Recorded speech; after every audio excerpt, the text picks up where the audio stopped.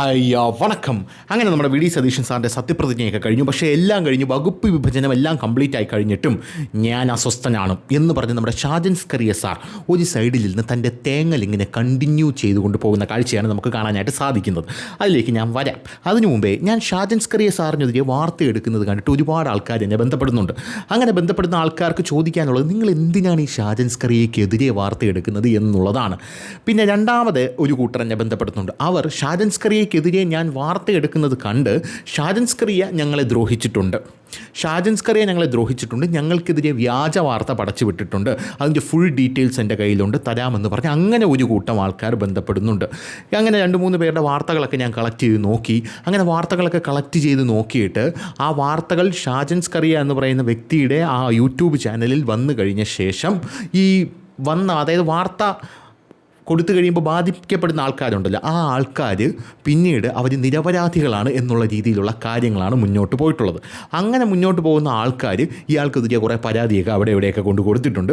അപ്പോൾ ആ പരാതിയൊന്നും ഒരിടത്തും എത്താതെ കിടക്കുന്ന ഒരു സാഹചര്യമാണ് നിലവിലുള്ളതെന്നും അതുകൊണ്ട് ഈ കാര്യം എങ്ങനെയെങ്കിലും പുറം ലോകത്ത് അറിയിക്കണമെന്ന് പറഞ്ഞാൽ അങ്ങനെ കുറേ ടീമുകളും എന്നെ വന്ന് ഇങ്ങനെ സമീപിക്കുന്നുണ്ട്. ആദ്യം തന്നെ എനിക്ക് പറയാനുള്ളൊരു കാര്യം, വേണമെങ്കിൽ നമുക്ക് ചെയ്യാം. അതായത് പുള്ളിക്കാരൻ വാർത്ത കൊടുത്ത് ജീവിതം നശിപ്പിച്ച ആൾക്കാരുടെ ഒരു കഥ തുടങ്ങുകയാണെങ്കിൽ ഒരു പരമ്പര തന്നെ നമുക്ക് തുടങ്ങാനായിട്ടുണ്ട് എന്നുള്ളത് വേറൊരു കാര്യം. അങ്ങനെ വേണമെങ്കിൽ ചെയ്യാം.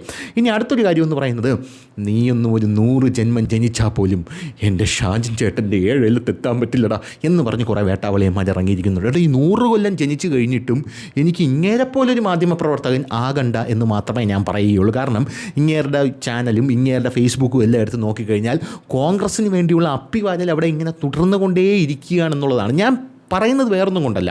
ഞാൻ പറയുന്നത് യഥാർത്ഥത്തിൽ ഞാൻ അല്ലെങ്കിൽ ഇയാളുടെ ചാനൽ ഫോളോ ചെയ്യുന്നൊരു വ്യക്തിയായിരുന്നു.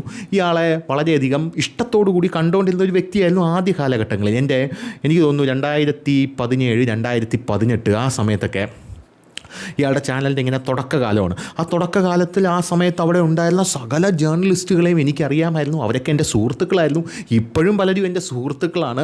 ആ സമയത്തൊക്കെ യദുവൊക്കെ അവിടെ ഉണ്ടായിരുന്ന സമയത്തൊക്കെ ഞാൻ ആ ചാനൽ കാണുമായിരുന്നു.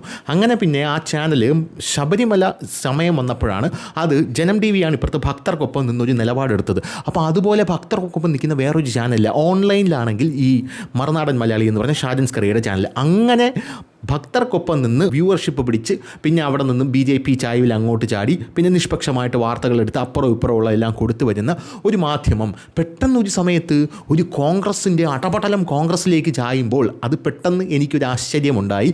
പോരാത്തതിന് എനിക്കത് വിളിച്ച് പറയണമെന്നും തോന്നി. അതുകൊണ്ട് അതിനെയും പറയുന്നത് തുടരും എന്ന് മാത്രമേ എനിക്ക് പറയാനായിട്ടുള്ളൂ. ഇനി ഇപ്പോഴെന്താണ് പ്രശ്നമെന്ന് പറഞ്ഞു കഴിഞ്ഞാൽ, കഴിഞ്ഞ ദിവസം നമ്മുടെ ഷാജൻ ചേട്ടൻ ഒരു പോസ്റ്റ് ഇട്ടിട്ടുണ്ട്.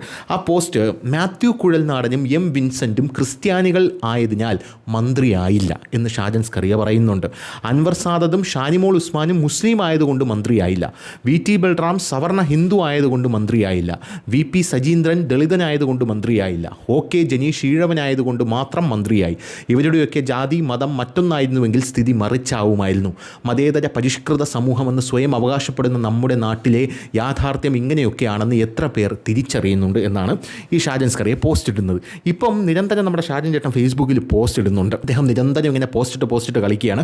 അദ്ദേഹത്തിന് ഇടയ്ക്കിടയ്ക്ക് തോന്നുന്ന ഇങ്ങനെ നിർഗളമായി പൊന്തി വരുന്ന ചിന്തകളൊക്കെയാണ് അദ്ദേഹം എടുത്ത് പോസ്റ്റ് ഇടുന്നത്. എന്തായാലും അതിൽ അദ്ദേഹം പറയുന്നത്, മാത്യു കുഴൽനാടനും M വിൻസെൻറ്റും ക്രിസ്ത്യാനികൾ ആയതിനാൽ മന്ത്രി ആയില്ല എന്നാണ് പറയുന്നത്.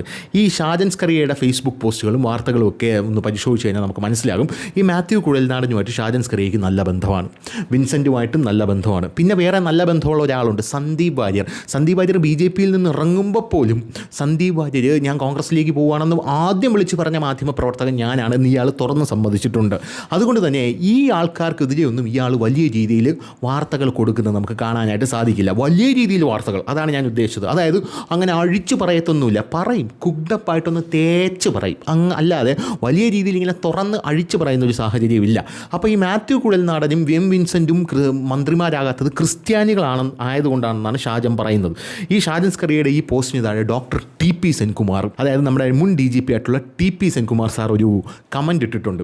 അതെ, 25% ഈഴവർക്കും മറ്റു OBCകൾക്കും വെറും 3 മന്ത്രിയും 18% ക്രിസ്ത്യൻസിന് 6 മന്ത്രിയും. നല്ല ബാലൻസിങ് എന്നാണ് ഷാജൻ സ്കറിയോട് ടി.പി. സെൻകുമാർ പറയുന്നത്. അതായത് ഇനി മാത്യു കുഴൽനാടനെയും വിൻസെൻറ്റിനെയും കൂടെ മന്ത്രിയാക്കിയാലേ നമ്മുടെ ഷാജൻ സാറിൻ്റെ നെഞ്ചിലെ കല്ലിറങ്ങും എന്നുള്ളതാണ്. അപ്പോൾ കൃത്യമായിട്ട് അവർ മന്ത്രിയാവാത്തത് അവർ ക്രിസ്ത്യാനികളായതുകൊണ്ടാണ് എന്നാണ് നമ്മളെ ഷാജൻ സാർ പറയുന്നത്. ഇനി ആരൊക്കെയാണ് ഇതിൽ ക്രിസ്ത്യൻ മന്ത്രിമാരായിട്ടുള്ളത്? സവർണ ക്രിസ്ത്യൻ വിഭാഗത്തിൽ നിന്ന് സണ്ണി ജോസഫ്, റോജി എം ജോൺ, മോൻസ് ജോസഫ്, CP ജോൺ, അനൂപ് ജേക്കബ്. ലത്തീൻ ക്രിസ്ത്യൻ വിഭാഗത്തിൽ നിന്ന് ഷിബു ബേബി ജോൺ എന്നിങ്ങനെയുള്ള ആൾക്കാരാണ് അതായത് ക്രിസ്ത്യാനികളിൽ നിന്ന് തന്നെ ഏകദേശം 6 മന്ത്രിമാർ ഇതിനകത്തുണ്ട് എന്നുള്ളതാണ് പ്രധാനപ്പെട്ട ഒരു കാര്യം എന്ന് പറയുന്നത്. അതായത് ന്യൂനപക്ഷം ഭൂരിപക്ഷമായ ഒരു സഭയാണ് ഇപ്പം നമുക്ക് കാണാനായിട്ട് സാധിക്കുന്നത് നമ്മുടെ നിയമസഭയിൽ. അതായത് ഇവിടെയുള്ള ന്യൂനപക്ഷമായിട്ടുള്ള ക്രിസ്ത്യാനിയും മുസ്ലിമും അവർ ഭൂരിപക്ഷമായി മാറുന്ന കാഴ്ചയാണ് കാണാനായിട്ട് സാധിക്കുന്നത്. ഹിന്ദു മന്ത്രിമാർ കുറവാണ്. അതായത് ഇവരെ തട്ടിച്ച് നോക്കുമ്പോൾ മുസ്ലിം ക്രിസ്ത്യൻ മന്ത്രിമാരെ തട്ടിച്ച് നോക്കുമ്പോൾ ഹിന്ദു മന്ത്രിമാർ കുറവാണെന്നുള്ളതാണ്. മുസ്ലിം മന്ത്രിമാരായിട്ട് PK Kunhalikutty, PK Basheer, KM Shaji, N Shamsuddin, VA Abdul Gafoor, Parakkal Abdulla, T Siddique, Shanimol Usman, അങ്ങനെ 7 പേരുണ്ട്. ഇനി സവർണ ക്രിസ്ത്യൻ വിഭാഗത്തിൽ നിന്നും 5 പേരുണ്ട്. പോരാത്തതിന് ലത്തീൻ ക്രിസ്ത്യൻ വിഭാഗത്തിൽ നിന്നും ഒരാളുണ്ട്. അങ്ങനെയാണുള്ളൂ. ഇപ്പം നായർ വിഭാഗത്തിൽ നിന്ന് 5 പേരും ഈഴവ വിഭാഗത്തിൽ നിന്ന് 3 പേരും മാത്രമേ ഉള്ളൂ. പിന്നെ പട്ടികജാതിയിൽ നിന്ന് 2 പേര് കൂടെ ഉണ്ട്. KA തുളസിയും AP അനിൽകുമാർ, അങ്ങനെ മാത്രമേ ഉള്ളൂ. പട്ടികവർഗ പ്രാതിനിധ്യം എന്ന് പറയുന്നൊരു സാധനമേ ഇല്ല ഇതിനകത്ത്. അതായത് ഈ മന്ത്രിസഭയ്ക്കകത്തില്ല. അവർക്ക് വേണ്ടിയല്ലേ യഥാർത്ഥത്തിൽ ശബ്ദം ഉയർത്തേണ്ടത്. ടു ബി ഫ്രാങ്ക്, ഒരു മാധ്യമപ്രവർത്തകൻ എന്ന നിലയിൽ എൻ്റെ ഒരു കാഴ്ചപ്പാടും എൻ്റെ ഒരു സ്റ്റാൻഡ് എന്ന് പറയുന്നത്, ഈ നാട്ടിൽ ന്യൂനപക്ഷ പദവി കൊടുക്കേണ്ടത് ഒരേ ഒരു വിഭാഗത്തിനാണ്. അത് പട്ടികവർഗത്തിനാണ്, ഷെഡ്യൂൾഡ് ട്രൈബ്സിനാണ്. അവരെങ്ങനെയാണ് ഈ സമൂഹത്തിൽ ജീവിക്കുന്നത്? അവരെ നമ്മൾ കണ്ടിട്ടുണ്ടോ? അവരെ നമ്മൾ അഡ്രസ്സ് ചെയ്യുന്നുണ്ടോ?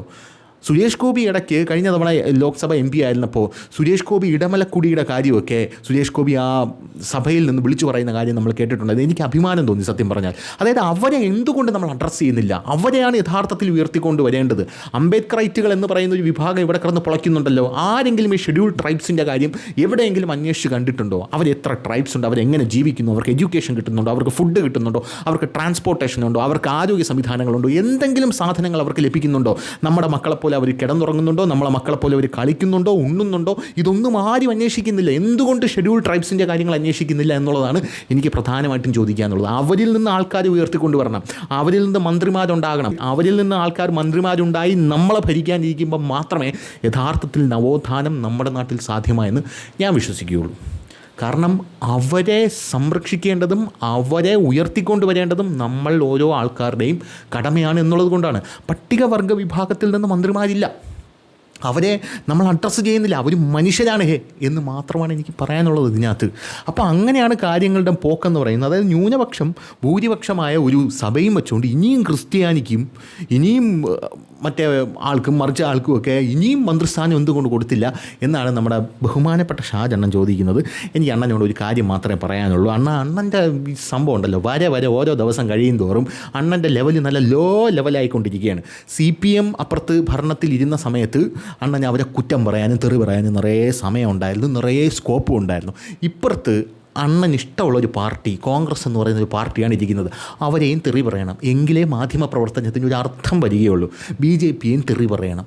തെറി പറയേണ്ടടുത്ത് തെറി തന്നെ പറയണം. അല്ലാതെ തെറി പറയേണ്ടടുത്ത് അയ്യോ അവരെന്നെ സപ്പോർട്ട് ചെയ്യുന്ന ആൾക്കാരല്ലേ അതുകൊണ്ട് അവരെ തെറി പറയണ്ട എന്ന് പറഞ്ഞിരിക്കരുത്. ഇപ്പോൾ ഞാനൊക്കെ BJP അടക്കം നല്ലപോലെ തെറി പറഞ്ഞ് തന്നെയാണ് മുന്നോട്ട് വന്നത്. അതിന് വധഭീഷണി വരെ എനിക്ക് കിട്ടിയിട്ടുണ്ട്. ABVPയുടെ കയ്യിൽ നിന്നാണ് എനിക്ക് ആദ്യമായിട്ട് ഭീഷണി കിട്ടുന്നത്.